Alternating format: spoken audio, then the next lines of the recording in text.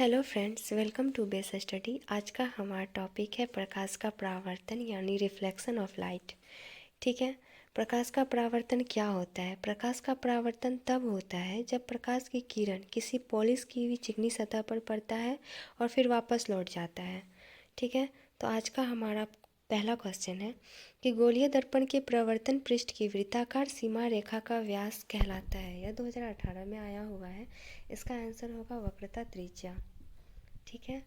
तो यहाँ हम इस फिगर में देखते हैं कि यहाँ पे P है और यहाँ पे C है। तो P से C की जो दूरी हो गया यही हमारा वक्रता त्रिज्या हो गया। तो नेक्स्ट क्वेश्चन है, दंत विशेषज्ञ किस दर्पण का उपयोग मरीजों के दांतों का बड़ा प्रतिबिंब देखने के लिए करता है? यह 2018 में आया हुआ क्वेश्चन है। इसका आंसर होगा अवतल दर्पण। तो अवतल दर्पण एक प्रकार का गोलीय दर्पण है जिसमें प्रकाश का परावर्तन करने वाला चिकना भाग भीतर की ओर धंसा हुआ रहता है। यहाँ पे आप फिगर में देख सकते हैं, ये हमारा अवतल दर्पण हो गया।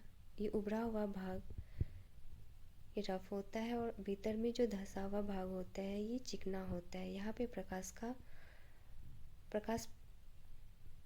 पड़ता है और फिर परावर्तित हो जाती है।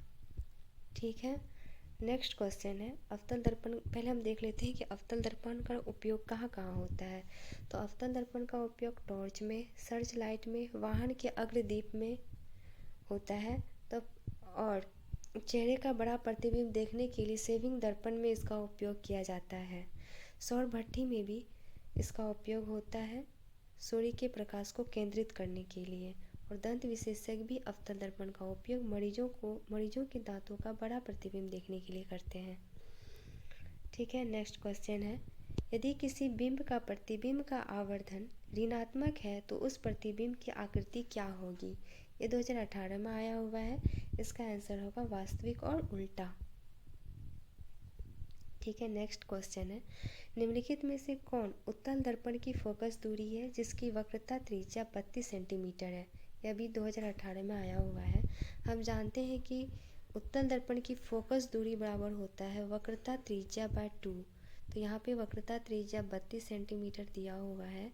इसको हम 2 से डिवाइड करेंगे तो हमारा 16 आएगा। ये प्लस में हो गया, इसलिए हमारा प्लस 16 सेंटीमीटर फोकस दूरी हो गया। ठीक है। नेक्स्ट क्वेश्चन है, परावर्तन के नियम से निर्धारित होता है। यह 2017 में आया हुआ है। परावर्तन के नियम से क्या निर्धारित होता है?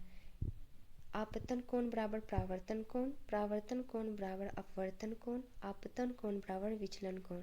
तो इसका आंसर हो जाएगा आपतन कोण बराबर परावर्तन कोण। हम परावर्तन के नियम देख लेते हैं।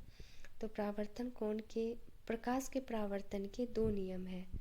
पहला है आपतन कोण परावर्तन कोण के बराबर होता है और आपतित किरण और दर्पण के आपतन बिंदु पर अभिलंब और परावर्तित किरण सभी क्या होते हैं?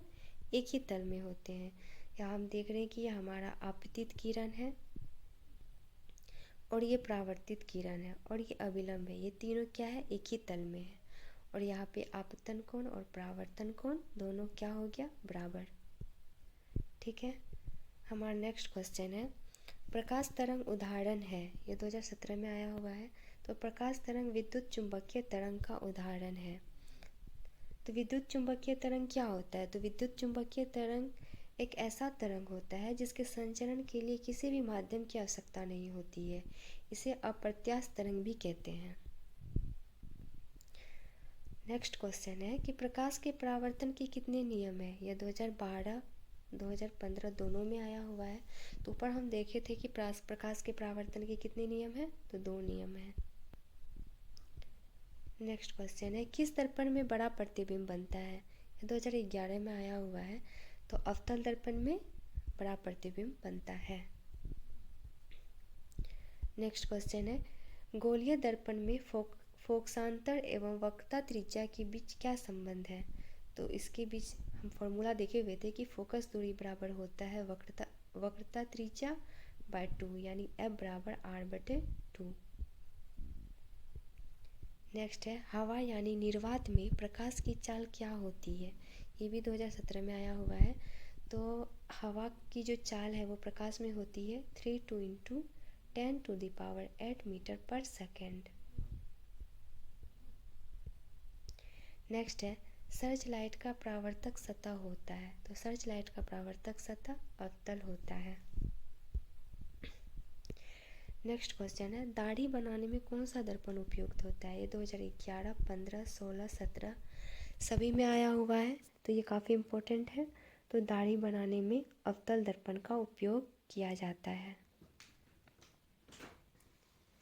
नेक्स्ट क्वेश्चन है दर्पण सूत्र क्या है, तो दर्पण सूत्र होता है 1/v + 1/u = 1/f। D number हमारा हो गया। नेक्स्ट क्वेश्चन है किस दर्पण में केवल आभासी प्रतिबिंब बनेगा, तो हमारा समतल और उत्तल दर्पण में आभासी प्रतिबिंब बनेगा। नेक्स्ट क्वेश्चन है समतल दर्पण में प्रतिबिंब की प्रकृति क्या होती है, तो समतल दर्पण में प्रतिबिंब की प्रकृति आभासी तथा बराबर होता है। ठीक है, आज के लिए बस इतना ही। यदि आपको हमारा वीडियो अच्छा लगा तो हमारे चैनल को सब्सक्राइब कीजिए, वीडियो को लाइक कीजिए एंड शेयर कीजिए। Thank you.